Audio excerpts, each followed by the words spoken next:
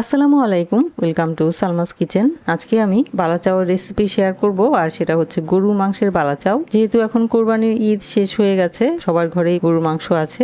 আর বালাচাও হচ্ছে এমন একটা খাবার যেটা যে কোনো কিছু দিয়ে বালাচাও রান্না করলে সেটাই খেতে অসাধারণ লাগে। বিশেষ করে মুখের রুচি ফিরিয়ে আনতে এই বালাচাওয়ের কোনো তুলনা হয় না। আর গরুর মাংসের বালাচাওয়ের তো কোনো কথাই নেই, অসাধারণ। তো এর জন্য আমি এখানে হাড় ছাড়া এবং কোনো চর্বি ছাড়া গরুর মাংস নিয়েছি 1 কাপ পরিমাণ। অল্প করেই বানাবো, আপনারা চাইলে অল্প করে বানিয়ে ট্রাই করতে পারেন। মাংসগুলোকে আমি একদম পাতলা পাতলা স্লাইস করে কেটে নিয়েছি। আপনারা চাইলে জুলিয়ান কাট করেও কেটে নিতে পারেন। যত পাতলা করে কাটা হবে তত সুন্দর তাড়াতাড়ি সেদ্ধ হবে। আর সেই সাথে নিয়েছি আমি 1.5 কাপ পরিমাণ পেঁয়াজ কুচি। 1 কাপ পরিমাণ মাংসের সাথে নিয়েছি 1.5 কাপ পরিমাণ পেঁয়াজ কুচি আর আধা কাপ পরিমাণ রসুন কুচি। রসুনগুলিকেও আমি পাতলা পাতলা স্লাইস করে কেটে নিয়েছি। আর সেই সাথে নিয়েছি 8টি মরিচ। ঝালটা যার যার স্বাদ অনুযায়ী, যারা বেশি ঝাল খান তারা ইচ্ছা করলে আর একটু মরিচও বাড়িয়ে নিতে পারেন। এবারে আমি মাংসটাকে মেরিনেট করব।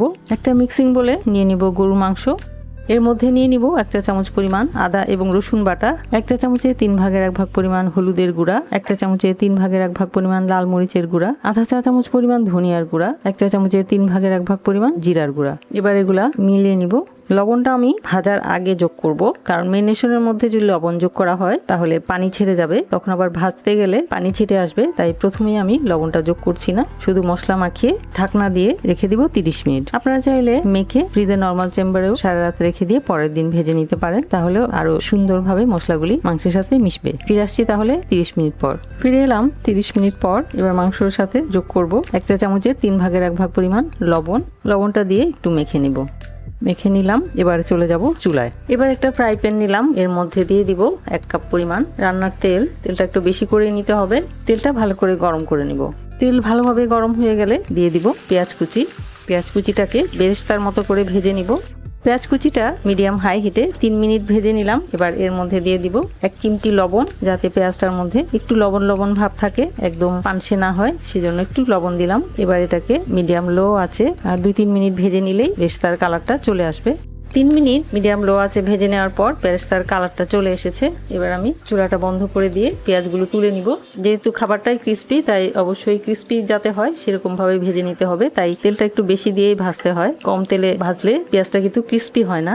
পেঁয়াজ কুচিটা তুলে নিলাম। পেঁয়াজ বেরেস্তা থেকে যতটা সম্ভব তেল ঝরিয়ে অন্য একটা পাত্রে নিয়ে নিব।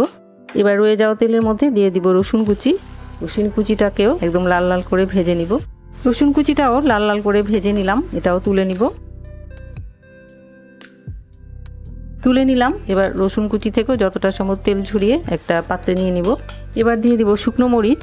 চুলাটা আবারও অন করে এবার শুকনো মরিচগুলো একটু ভেজে নিব। শুকনো মরিচ ভাজতে খুব বেশিক্ষণ লাগে না, 1 থেকে 1.5 মিনিটের মধ্যেই শুকনো মরিচ একদম মুচমুচে করে ভাজা হয়ে যায়। শুকনো মরিচটাও 1.5 মিনিটের মতো ভেজে নিলাম। ভাজা হয়ে গেছে, এবার তুলে নিলাম। তেলটা যতটা সম্ভব পরিষ্কার করে নিলাম। চুলাটা বন্ধ করে নিয়েছিলাম, এবার অন করে দিয়ে মেরিনেট করা গরুর মাংসগুলি দিয়ে দিব। চুলার আঁচটা মিডিয়াম লোতে রেখে মাংসটাকে ভেজে নিব। সময় নিয়ে ক্রিস্পি করে ভেজে নিতে হবে। দিয়ে দিলাম সবগুলো এক ব্যাচে। এবার মাংসগুলোকে উল্টিয়ে পাল্টিয়ে একদম মুচমুচে করে ভেজে নিব, তাহলে সেদ্ধ হয়ে যাবে। মাংস যখন এরকম কালচে হয়ে যাবে তখন বোঝা যাবে যে মাংসগুলি ভাজা হয়ে গেছে। এবার তুলে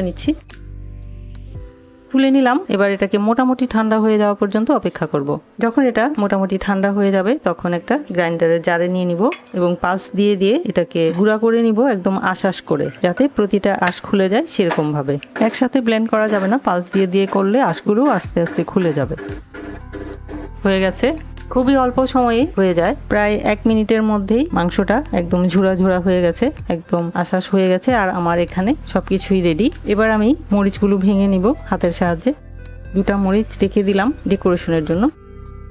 শুকনো মরিচটাও গুঁড়া করে নিলাম। সবকিছু রেডি। এখন আবার চলে এলাম চুলায়। কড়াইতে দিয়ে দিব 1 টেবিল চামচ পরিমাণ সরিষার তেল। তেলটা গরম করে নিব। তেল গরম হয়ে গেলে দিয়ে দিব 1 ইঞ্চি লম্বা করে 4 টুকরো দারচিনি এবং একটা তেজপাতা আমি 4 টুকরো করে ছিঁড়ে দিয়ে দিলাম। এবার গরম মশলাটা একটু ভেজে নিব। গরম মশলাটা 20 সেকেন্ডের মতো ভেজে নিলাম। এবারে আমি এক এক করে সবগুলো উপকরণ দিয়ে দিব। চুলার আঁচটা লোতে আছে। দিয়ে দিব পেঁয়াজ বেরেস্তা, রসুন বেরেস্তা, ভাজা গরুর মাংস ব্লেন্ড করা এবং ভাজা শুকনো মরিচ, 1 চা চামচে 3 ভাগের 1 ভাগ পরিমাণ লবণ, 1 চা চামচে 3 ভাগের 1 ভাগ পরিমাণ ভাজা জিরার গুঁড়া এবং 1 চা চামচে 4 ভাগের 1 ভাগ পরিমাণ ভাজা গরম মশলার গুঁড়া। এবার সবকিছু একসাথে মিলিয়ে 2-3 মিনিট একটু একদম অল্প আঁচে ভেজে নিব, তাহলে আমার গরু মাংসের বালাচাও তৈরি হয়ে যাবে। সবকিছু একসাথে মিলিয়ে ভেজে নিলাম। আমার গরুর মাংসের বালাচাও রেডি। এবার চুলাটা বন্ধ করে দিয়ে এটাকে অন্য একটা পাত্রে ট্রান্সফার করে নিব। এবার অপেক্ষা করব এটা ঠান্ডা হয়ে যাওয়া পর্যন্ত। বালাচাওটা ঠান্ডা হলে পরে যে পাত্রটাতে সংরক্ষণ করব সেটার মধ্যে নিয়ে নিব। একটা কাচের পরিষ্কার শুকনো জারের মধ্যে নিয়ে নিতে হবে, তাহলে এটা 3 মাস রেখে খাওয়া যাবে। তৈরি হয়ে গেল খুবই মজার গরুর মাংসের বালাচাও। এভাবে তৈরি করলে খেতে অনেক বেশি মজা হয়। যেহেতু এখন কোরবানি শেষ হয়েছে, সবার ঘরেই মাংস আছে, আপনারা চাইলে গরু মাংস দিয়ে খুব সহজেই এই বালাচাওটা তৈরি করে ফ্রিজের নরমাল চেম্বারে 3 মাস এবং ফ্রিজের বাইরে 1 মাসের মতো রেখে খেতে পারেন, অথবা চাইলে আপনারা কোনো প্রিয়জনকেও উপহার হিসেবে দিতে পারেন এবং যারা প্রবাসে আছে তাদেরকে ইচ্ছা করলে তৈরি করে পাঠাতে পারেন। কারণ যারা বিদেশে থাকে তারা গরু মাংস সাধারণত আমাদের দেশের যে গরু মাংস, ফ্রেশ গরু মাংস, সেটা পায় না। তো এইভাবে যদি আমরা বানিয়ে দিই তারাও মন ভরে অনেক দিন রেখে খেতে পারবে। অল্পতেই পরিমাণে অনেক বেশি হয়ে যায়। 1 কাপ পরিমাণ মাংস দিয়ে আমার এখানে প্রায় আধা কেজির মতো বালাচাও তৈরি হয়েছে।